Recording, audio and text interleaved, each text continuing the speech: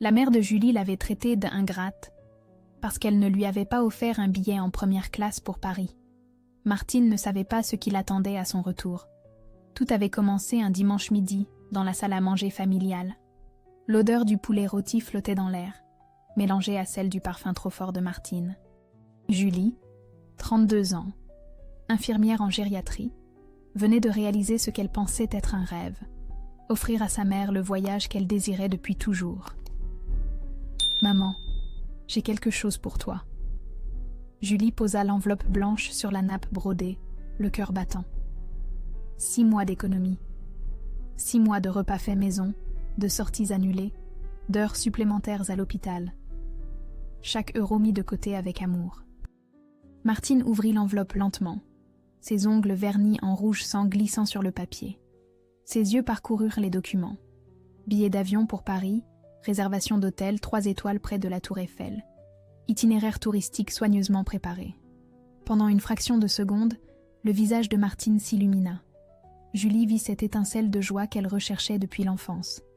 Puis, aussi vite qu'elle était apparue, la lumière s'éteignit. Classe économique, la voix de Martine monta d'un cran, coupante comme du verre brisé. « Tu me prends pour qui, Julie? Pour une moins que rien ?» Le silence tomba sur la table. Julie sentit son estomac se nouer. Elle jeta un regard vers son oncle Pierre et sa tante Sylvie, invités au déjeuner, qui fixaient soudainement leurs assiettes avec un intérêt inhabituel. « Maman, c'est ce que je pouvais t'offrir. J'ai économisé pendant 6 mois, 6 mois ?» Martine ricana amèrement, agitant les billets comme des preuves à conviction. « Ta collègue Sandrine a offert à sa mère un voyage en Thaïlande, en classe affaires. Mais toi, ma propre fille, tu me relègues au fond de l'avion comme du bétail. » Julie sentit les larmes monter, mais elle respira profondément. Elle avait 32 ans, pas 12. Elle ne pleurerait pas. Pas cette fois. « Maman, je suis vraiment triste d'entendre ça.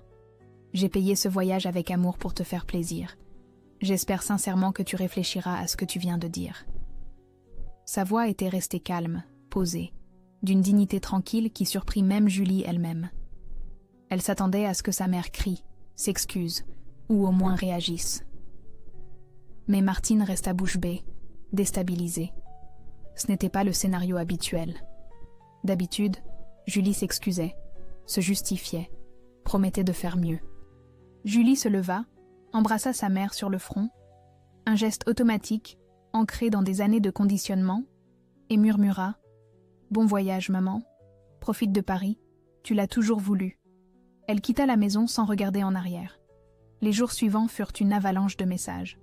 Martine bombardait Julie de critiques. L'hôtel était pas trop loin du centre. L'horaire du vol était inhumain, 6 heures du matin. La chambre était minuscule. Pas un seul merci. Pas un mot de reconnaissance.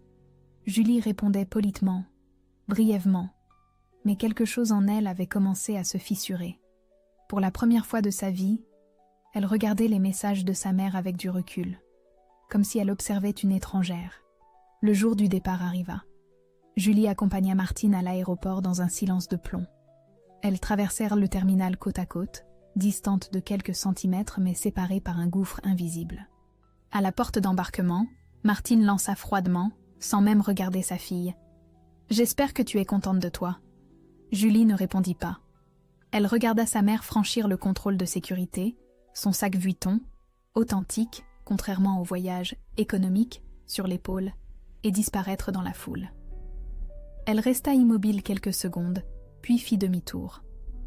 Sur le chemin du retour, assise dans le RER qui la ramenait en banlieue, Julie se sentit vidée. Pas triste, pas en colère, juste vide. Comme si on avait aspiré toute son énergie émotionnelle. En rentrant chez elle, un petit appartement de 2 pièces qu'elle louait depuis 5 ans, Julie laissa tomber ses clés sur la console de l'entrée et se dirigea machinalement vers la cuisine. Elle avait besoin de s'occuper les mains, de penser à autre chose. Elle ouvrit le placard sous l'évier où elle stockait les vieux cartons à trier depuis des mois. Autant profiter de cette semaine de solitude, sa mère à Paris, son esprit enfin tranquille, pour faire du rangement. Au fond d'une boîte poussiéreuse, entre de vieilles factures et des photos d'école jaunies, Julie trouva quelque chose qu'elle avait oublié, l'ancien iPhone de son père. Son cœur se serra. Papa, 3 ans déjà qu'il était parti. Crise cardiaque foudroyante à 60 ans. Trop jeune, trop soudain, trop injuste. Julie ralluma le téléphone par nostalgie, espérant revoir quelques photos. Miraculeusement, la batterie tenait encore, à peine, avec 12% de charge. L'écran s'illumina sur le fond d'écran familier. Une photo d'elle à 10 ans, sur les épaules de son père, souriant à pleines dents. Elle navigua dans les albums photos, sourit devant des images de vacances en Bretagne, de Noëls en famille, de moments simples et heureux. Puis son regard tomba sur l'icône de la messagerie vocale. 3 messages non écoutés, datés du 14 mars 2022, 2 semaines avant sa mort. Le doigt de Julie trembla au-dessus de l'écran. Quelque chose lui disait que ces messages n'étaient pas anodins. Son père n'utilisait jamais la messagerie vocale. Il préférait les SMS, trouvant les messages vocaux trop compliqués. Elle appuya sur lecture. La voix de son père emplit la cuisine silencieuse. Fatigué, presque chuchoté, comme s'il avait peur d'être entendu. « Julie, ma chérie, si tu écoutes ceci un jour, c'est que je ne suis plus là. Je n'ai pas eu le courage de te parler en face. Il y a des choses sur ta mère que tu dois savoir. Des choses que j'aurais dû te dire il y a longtemps. » Le cœur de Julie s'emballa. J'ai caché des documents. Dans l'endroit où tout a commencé, tu comprends? La maison. Notre maison. Derrière le panneau du grenier que j'ai installé moi-même. Tu te souviens? Celui près de la fenêtre ronde. Julie, je suis désolée. Pour tout. Tu mérites la vérité. Le message s'arrêta. Julie resta pétrifiée, le téléphone collé contre son oreille, le souffle coupé. La voix de son père résonnait encore dans sa tête, mélangée aux battements affolés de son cœur. Des choses sur ta mère, des documents cachés, la vérité. Ses mains tremblaient. Elle cliqua frénétiquement sur le 2e message, puis le 3e. Mais ils étaient un plus courts, moins clairs. Des fragments de phrases sur des manipulations, des mensonges, des preuves.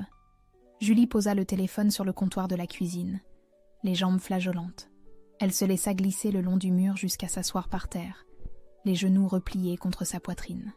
Qu'est-ce que son père avait découvert? Pourquoi ne lui avait-il jamais rien dit de son vivant? Et surtout, qu'allait-elle trouver dans cette maison familiale, vendue depuis 2 ans déjà? Dehors, la nuit tombait sur la banlieue parisienne. Dans le salon, l'horloge murale égrenait les secondes.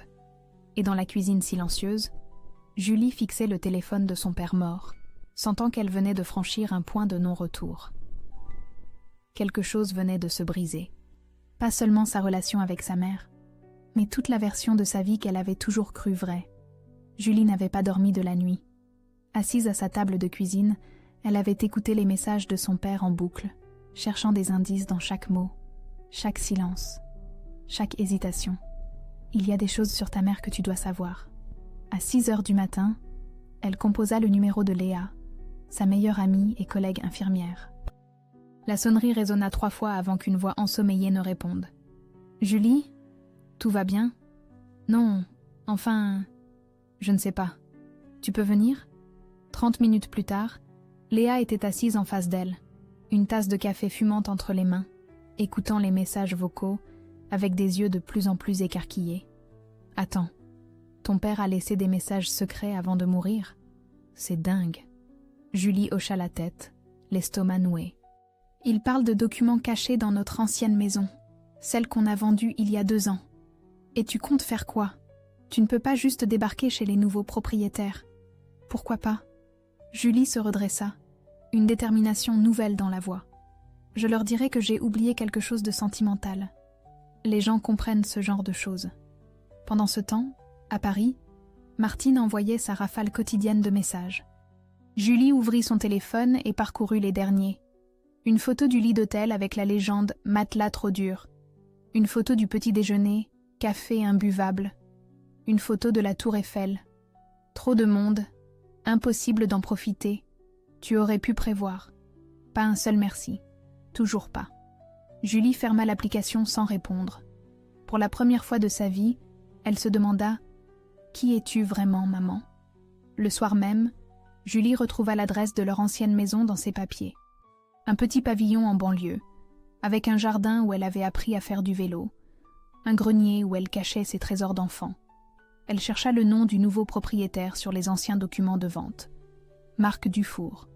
Après 1 heure de recherche, elle trouva son email via un site immobilier. Les mains tremblantes, elle tapa un message. « Bonjour Monsieur Dufour, je suis Julie, l'ancienne propriétaire de votre maison. Mon père est décédé il y a 3 ans et j'ai récemment découvert qu'il avait caché un objet de valeur sentimentale dans le grenier. Serait-il possible de passer le récupérer ? Je comprends que c'est une demande inhabituelle. Cordialement Julie. » Elle appuya sur « Envoyer » avant de pouvoir changer d'avis. La réponse arriva le lendemain matin, alors qu'elle terminait sa garde de nuit à l'hôpital. « Bonjour Julie, aucun problème. Je suis désolée pour votre père. Vous pouvez passer ce samedi après-midi si ça vous convient. Marc. » Le samedi arriva trop vite. Julie se gara devant la maison, le cœur battant à tout rompre.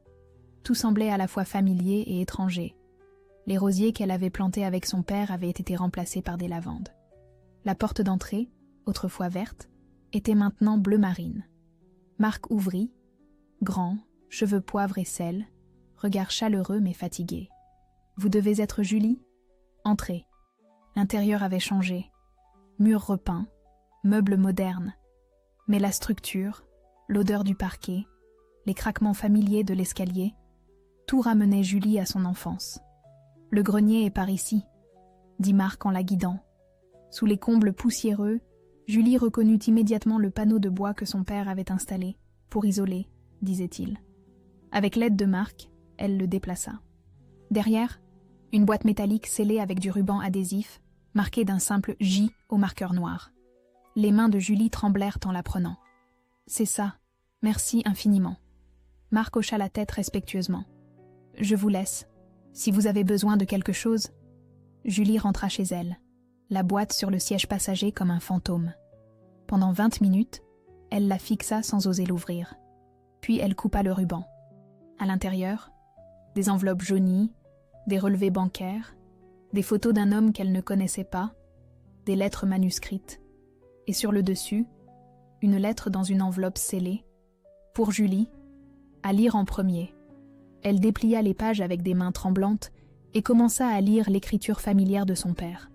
Au fur et à mesure que ses yeux parcouraient les lignes, le monde s'effondrait silencieusement autour d'elle.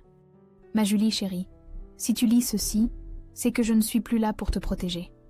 Ta mère a eu une liaison en 1992. J'ai pardonné, mais tu es née 9 mois après ma découverte. J'ai toujours eu des doutes sur ta paternité, mais je n'ai jamais osé vérifier. Parce que tu es ma fille, peu importe le sang. L'homme s'appelle Philippe Rousseau.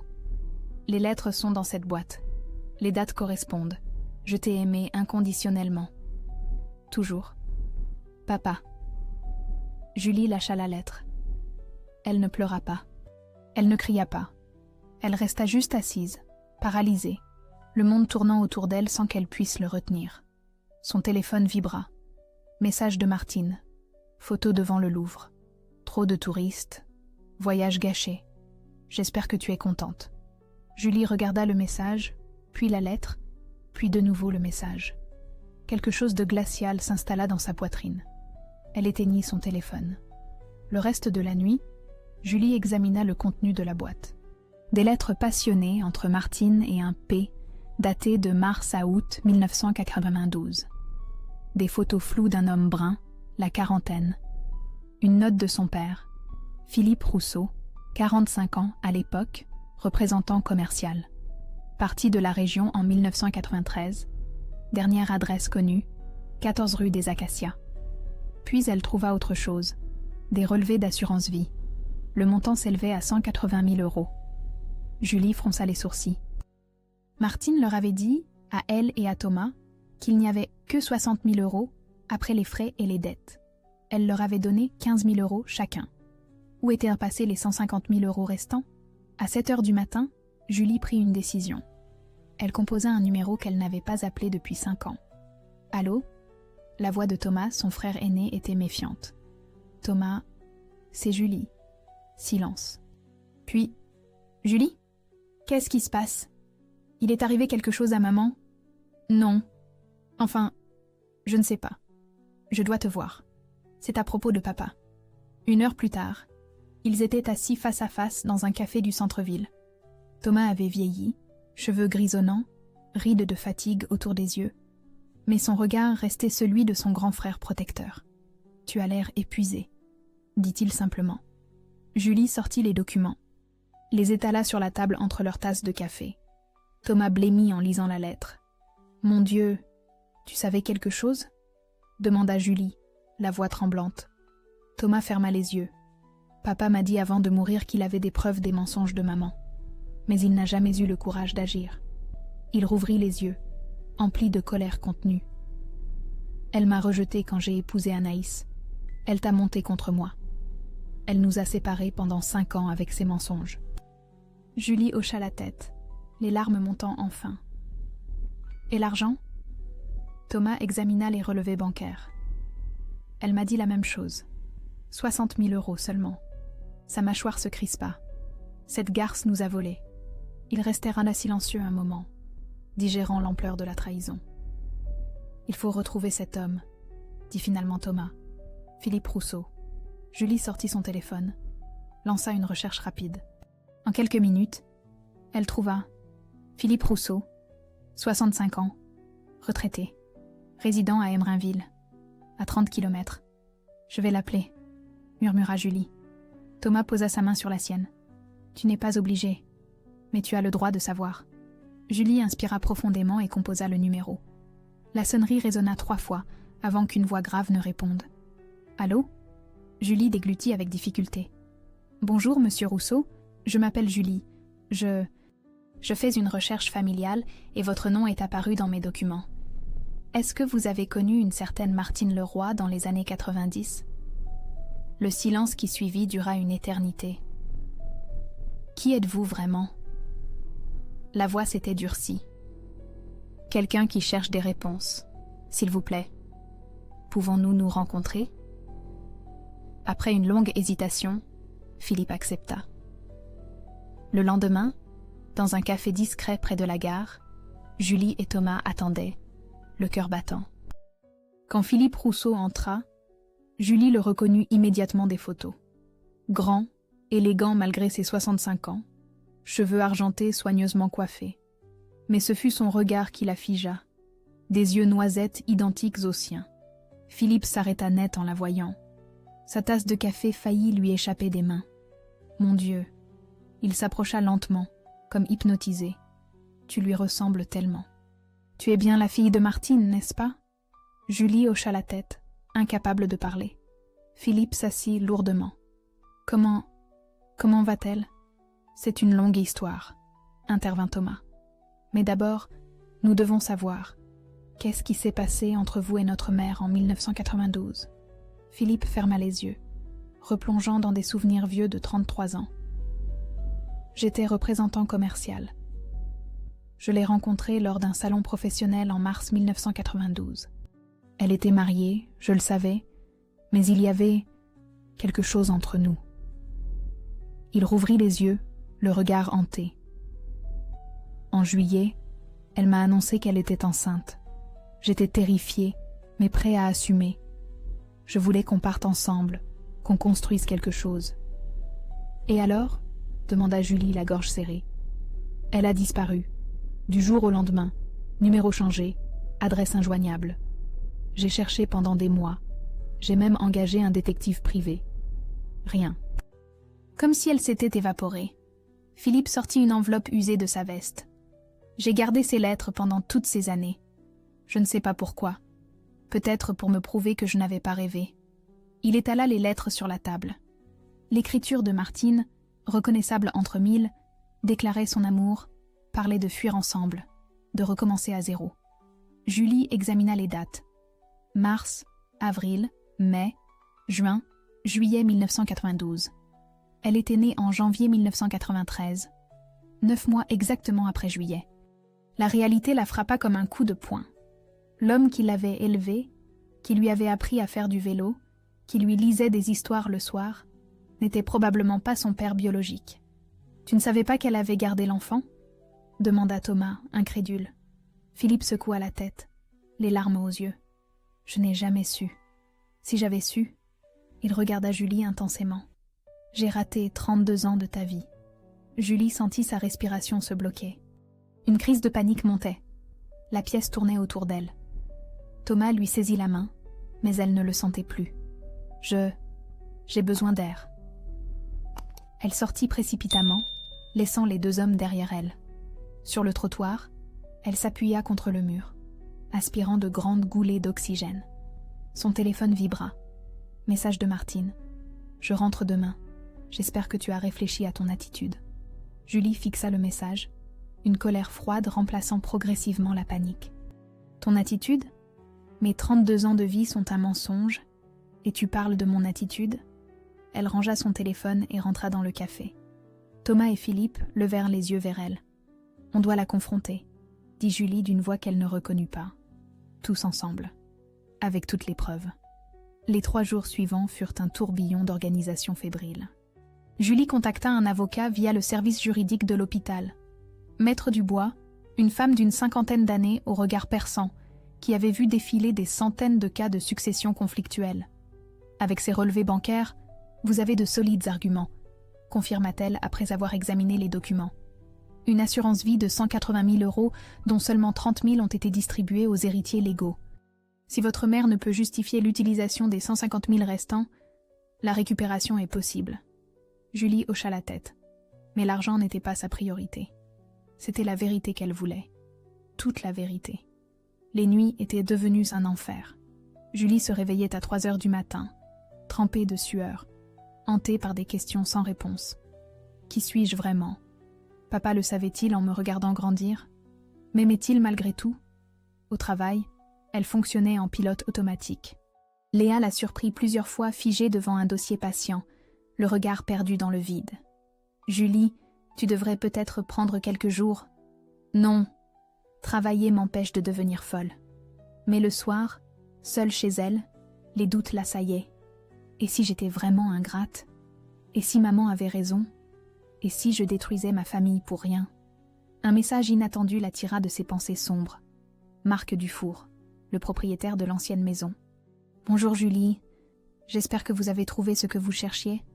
Je ne veux pas être intrusif, mais si vous avez besoin de parler, je suis là. Perdre un parent, c'est difficile. J'ai perdu ma mère l'année dernière. Marc. » Julie fut surprise par cette attention inattendue. Elle répondit simplement « Merci. Votre gentillesse me touche. » Le mercredi soir, Thomas débarqua chez Julie avec une révélation supplémentaire. « Tu te souviens que papa avait des problèmes cardiaques ?» dit-il, la voix tendue. Maman refusait toujours qu'il consulte. « C'est rien, tu exagères », elle disait. Elle l'empêchait d'aller voir un médecin. Julie sentit la nausée monter. « Tu veux dire que… » « Je dis que papa serait peut-être encore vivant si elle l'avait laissé se soigner. » Thomas serra les poings. Elle a tué papa par négligence. Et maintenant, elle se promène à Paris en jouant la victime. Le jeudi, Julie reçut le message qu'elle attendait et redoutait à la fois. « J'arrive demain à 17h. On doit parler de ton comportement. »« Maman. » Julie inspira profondément et tapa sa réponse. « D'accord. Viens chez moi à 18h. J'ai quelque chose d'important à te montrer. » Martine répondit rapidement. « Chez toi ? Pourquoi pas chez moi ? Parce que c'est mieux ainsi. S'il te plaît, c'est au sujet de papa. » Après un long silence, Martine accepta. Le vendredi matin, Julie prépara méticuleusement son salon. Elle étala tous les documents sur la table basse. Lettre de Philippe, relevé bancaire, photo, la lettre de son père. Chaque preuve soigneusement disposée comme des pièces d'accusation. Thomas arriva à midi pour un dernier briefing. Philippe les rejoignit à 15h, nerveux, tripotant sa montre. « Tu es sûre de vouloir faire ça ?» demanda Thomas à sa sœur. Julie regarda les documents. Pensa à ses 32 années de manipulation, aux 5 ans de séparation avec son frère, au mensonge, à l'argent volé, à la vérité cachée sur sa propre identité. Oui, c'est fini les secrets. À 17h50, ils attendaient tous les 3 en silence. Julie sentait son cœur battre si fort qu'elle craignait qu'il n'explose. À 18h précises, la sonnette retentit. Julie se leva, les jambes tremblantes. Elle ouvrit la porte. Martine se tenait sur le seuil, bronzée, élégante dans son tailleur beige, un sourire supérieur aux lèvres. « Bon, J'espère que c'est vraiment important parce que le voyage était épuisant à cause de... Elle se figea. Thomas et Philippe étaient assis sur le canapé, les documents étalés devant eux. Le sourire de Martine s'effaça instantanément. Son visage devint d'une pâleur mortelle. « Qu'est-ce que... Thomas ? Philippe ?» Julie ferma la porte derrière sa mère. « Entre, maman. On doit parler. » Martine resta plantée dans l'entrée, son regard passant frénétiquement de Thomas à Philippe, puis aux documents sur la table. « Je ne comprends pas ce qui se passe ici, » dit-elle d'une voix qu'elle voulait assurer, mais qui tremblait légèrement. « Assieds-toi, maman. » La voix de Julie était calme, presque douce, une sérénité glaciale. Martine s'avança lentement, comme une condamnée marchant vers l'échafaud. Elle s'assit dans le fauteuil face au canapé, son sac Vuitton serré contre elle comme un bouclier. Julie prit le premier document, les relevés bancaires. Papa avait une assurance vie de 180 000 €. Tu nous as dit qu'il n'y avait que 60 000 € après les frais. Elle posa le papier devant Martine. Où sont les 120 000 € restants ? Martine cligna des yeux, cherchant une échappatoire. Il y avait des dettes, des frais que vous ne connaissez pas. Les obsèques, la maison. Thomas intervint, glacial. La maison était payée. Les obsèques ont coûté 8 000 €. L'avocat l'a confirmé. Il n'y avait aucune dette. Comment osez-vous fouiller dans mes affaires ? Martine se redressa, passant à l'attaque. C'est une violation de ma vie privée. Julie sortit les lettres, les posa une par une sur la table, comme des cartes dans une partie de poker mortel. Mars 1992, avril 1992, mai 1992, juin 1992, juillet 1992. Elle leva les yeux vers sa mère. Je suis née en janvier 1993, 9 mois après juillet. Le silence qui suivit fut assourdissant. Martine regarda Philippe pour la première fois, son visage se vidant de toute couleur. Philippe, c'était il y a 30 ans. Ça ne les regarde pas. Philippe se leva, tremblant de colère contenue. Ne les regarde pas ? Tu m'as dit que tu étais enceinte. Tu as disparu du jour au lendemain. J'ai cherché pendant des mois. Tu ne comprends pas. J'étais mariée. Je ne pouvais pas... Martine cherchait désespérément ses mots. Thomas explosa. Et toi ? Tu arrives après 33 ans et tu crois que ça efface tout ? Mon père est mort en sachant que sa femme l'avait trahi avec toi. Philippe, les yeux rouges, se tourna vers lui. Je sais. Je ne demande pas de pardon. J'ai juste besoin qu'elle sache que j'ai existé, que j'aurais voulu être là. Tu as existé ? Thomas se leva brusquement. Papa a souffert pendant 30 ans à cause de toi. Julie posa une main ferme sur le bras de son frère. Papa a choisi de pardonner. On peut faire pareil. Pas aujourd'hui, mais peut-être un jour. Thomas se rassit, mâchoire serrée, mais resta silencieux. Julie se tourna vers Martine, tenant la lettre de son père. « Suis-je la fille de papa ou de Philippe ?» Martine refusa de répondre. Ses yeux s'emplirent de larmes, de vraies larmes cette fois, pas ses pleurs manipulateurs habituels. « C'est du chantage émotionnel. Vous êtes tous ligués contre moi. Réponds !» La voix de Julie claqua comme un fouet. Julie respira profondément, se recentrant. Papa savait tout. Il a trouvé les lettres, les preuves, et il m'a aimée quand même, inconditionnellement. Sa voix se brisa. Mais toi, même devant les preuves, tu continues à mentir. Tu as volé notre héritage. Tu as détruit nos relations. Tu nous as montés les uns contre les autres pendant des années. Elle se pencha vers sa mère. Et tu n'as aucun remords. Martine, acculée, joua sa dernière carte. Après tout ce que j'ai fait pour vous, je vous ai élevé, nourri, habillé. Vous me devez tout. Elle pointa Julie du doigt, le visage déformé par la rage. Et toi, l'ingrate, après que je t'ai acceptée comme ma fille, alors que... Elle se coupa net. Trop tard. Le silence retomba. Lourd, définitif. Julie sentit quelque chose se briser en elle. Pas son cœur, son dernier espoir. « Alors que quoi, maman ?» murmura-t-elle. « Alors que je ne suis pas la fille de papa ? Tu viens de confirmer. » Thomas se leva. « C'est fini, maman. Tu n'as plus de place dans nos vies. » Martine quitta l'appartement sans un mot, le visage fermé, refusant de croiser leurs regards. Le claquement de la porte résonna comme un point final. Julie s'effondra sur le canapé. Elle ne pleurait pas. Elle se sentait juste, vide, comme si on avait arraché une partie d'elle-même. Thomas s'assit à côté d'elle et passa un bras autour de ses épaules. Philippe resta debout, mal à l'aise, ne sachant quelle place occuper dans ce drame familial. « Qu'est-ce qu'on fait maintenant » murmura Julie. « On vit » répondit simplement Thomas. Sans elle. Le lendemain, Maître Dubois envoya un courrier recommandé à Martine. Restitution de 45 000 € sous 30 jours, sinon procédure judiciaire. Ce n'était pas tout l'argent volé, mais c'était ce qu'elle pouvait récupérer légalement. 2 semaines plus tard, Julie commença une thérapie. Sa psychologue, Madame Arnaud, une femme douce au regard bienveillant, l'aida à démêler 32 ans de manipulation émotionnelle. « Vous avez été conditionnée à croire que l'amour maternel était transactionnel », expliqua-t-elle lors d'une séance. « Que vous deviez mériter son affection. Ce n'est pas de l'amour, c'est du contrôle. » Julie pleura beaucoup ces premières semaines. Au travail, dans le métro, seule chez elle. Des larmes qu'elle avait retenues pendant des années. Philippe proposa timidement un test ADN. Julie refusa d'abord. « J'ai besoin de digérer tout ça. » 1 mois plus tard, elle accepta. Prélèvement salivaire dans un laboratoire aseptisé. Résultat en 5 jours. Quand l'email arriva, Julie resta 20 minutes devant son écran sans l'ouvrir. Finalement, elle cliqua. Probabilité de paternité. 99,99%. Elle posa son téléphone. L'homme qui l'avait élevée, qui l'avait aimée, n'était pas son père génétique. Philippe Rousseau l'était. Elle appela Philippe. C'est confirmé. Un silence, puis des sanglots étouffés. Je suis tellement désolée d'avoir raté tout ça. Ce n'est pas ta faute. Tu ne savais pas. Les semaines passèrent. Thomas et sa famille réintégrèrent la vie de Julie. Les dimanches redevinrent des moments de partage. Mais cette fois dans l'appartement de Thomas, pas chez Martine. Anaïs, sa belle-sœur, accueillit Julie à bras ouverts.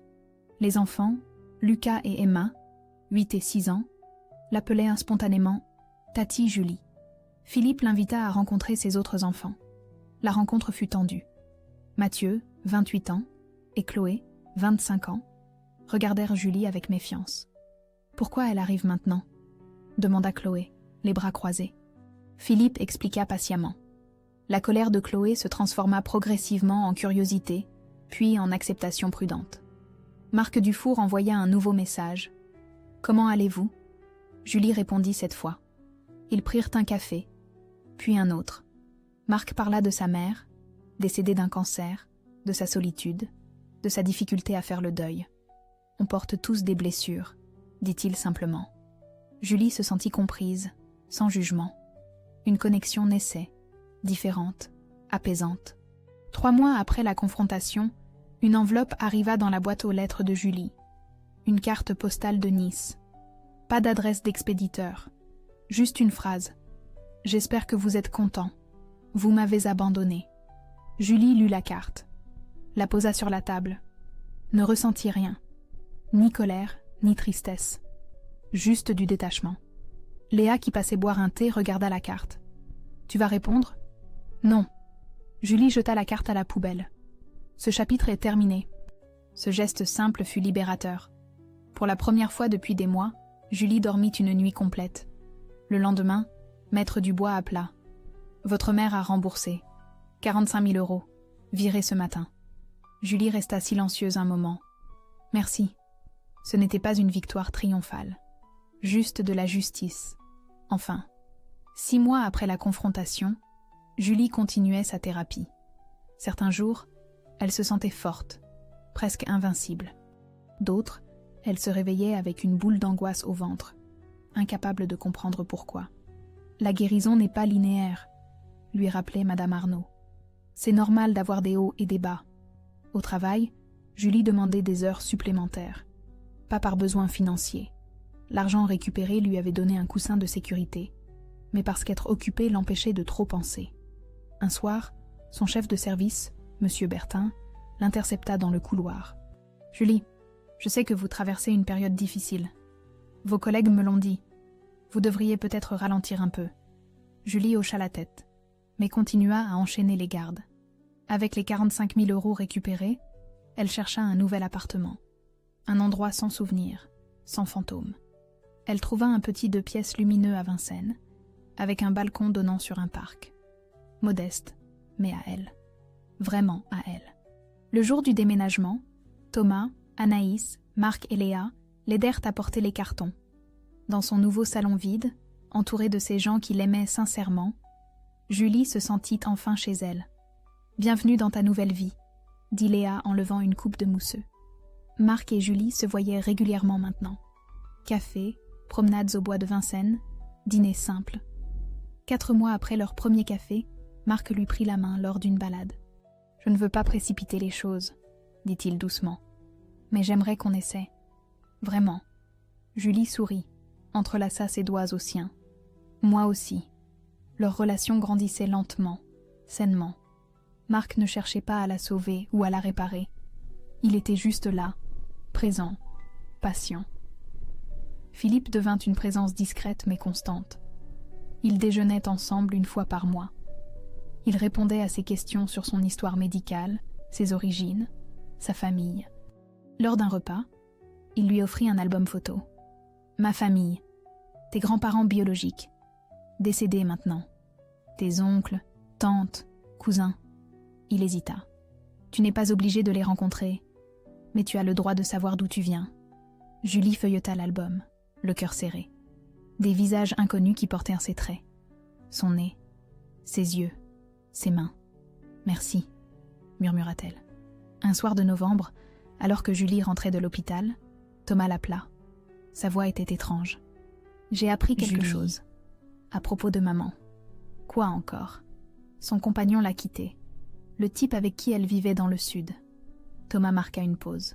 « Une connaissance commune me l'a dit. Il a découvert toute l'histoire. L'argent volé, les mensonges. Il l'a traité d'escroc et il est parti. » Julie resta silencieuse, assimilant l'information. « Elle est seule maintenant, » ajouta Thomas. « Sans argent, sans compagnon, sans nous. » Julie s'assit sur un banc, regardant les lumières de la ville s'allumer dans le crépuscule. « Comment tu te sens ?» demanda Thomas. Julie réfléchit honnêtement. « Je ne ressens rien, ni joie ni tristesse. Juste du vide. C'est normal. Les manipulateurs attirent d'autres manipulateurs, » dit Julie lentement. « Jusqu'à ce que quelqu'un de pire arrive. C'est triste, mais c'était prévisible. » Après avoir raccroché, Julie resta sur le banc encore 1 heure.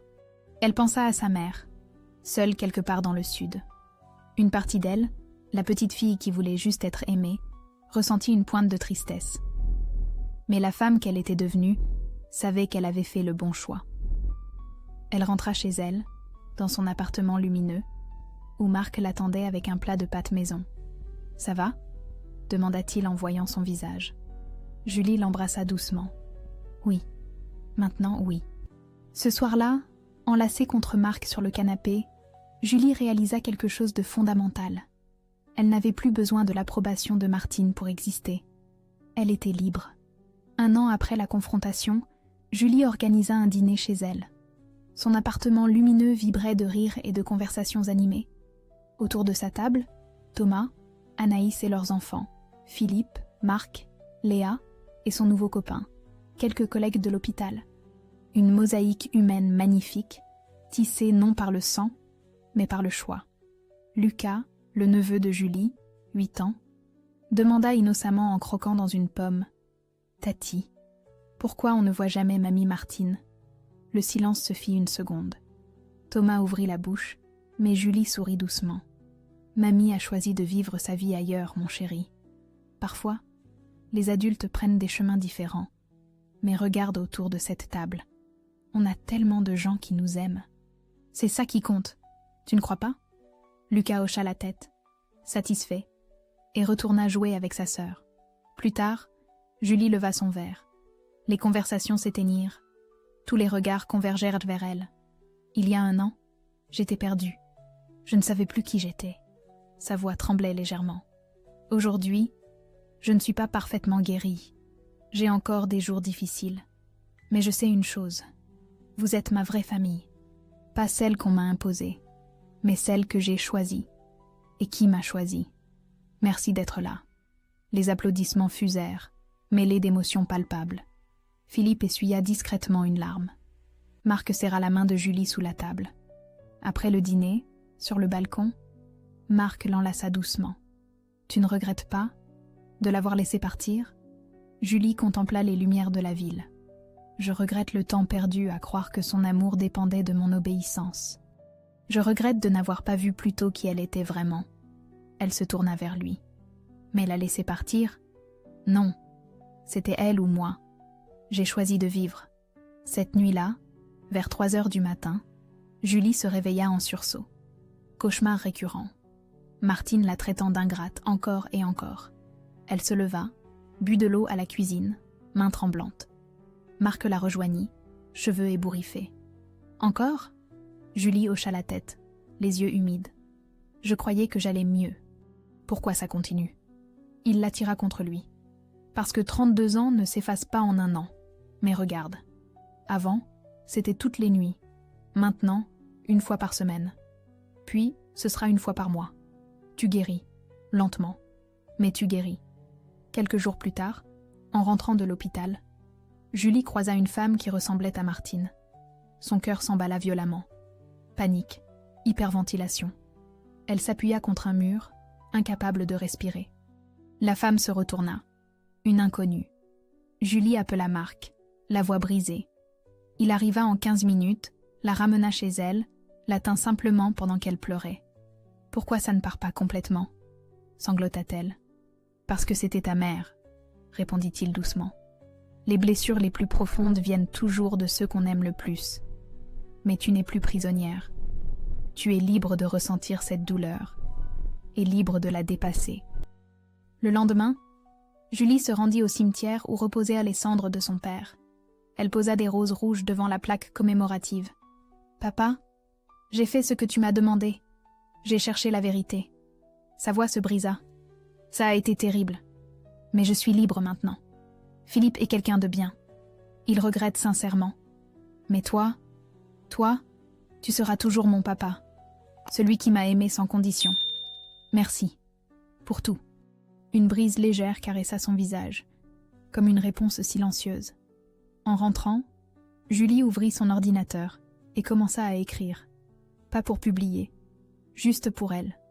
L'histoire d'une femme qui avait transformé la trahison en dignité, la douleur en force, l'ingratitude supposée en liberté conquise. Quelques semaines plus tard, son chef de service l'appela. « Julie, nous avons un poste de coordinatrice d'équipe. Ça vous intéresserait ? Vous avez montré une résilience remarquable. » Julie accepta. Une nouvelle étape, une nouvelle vie. Ce soir-là, devant son miroir, Julie se regarda vraiment pour la première fois depuis longtemps.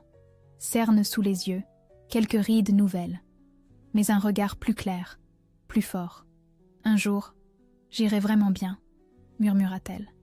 Pas aujourd'hui, pas encore complètement. Mais elle était sur le chemin. Et cette fois, elle ne marchait plus seule.